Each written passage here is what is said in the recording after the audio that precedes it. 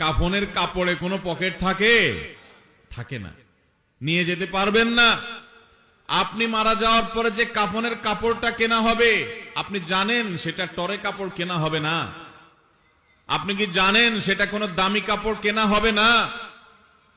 কাপড়ের মধ্যে সবচেয়ে সস্তা কাপড় দিয়ে আপনাকে কাফন দেওয়া হবে। কারণ যাদের জন্য এই সুদের কারবার করে টাকার পাহাড় গড়েছেন সেই সন্তানরাই বলবে, এবং তাদের বলাটা অযৌক্তিক না, যে এখানে দামি কাপড় দিয়ে লাভ কি, মাটির সাথে মিশে যাবে, নষ্ট হয়ে যাবে, কে দেখবে?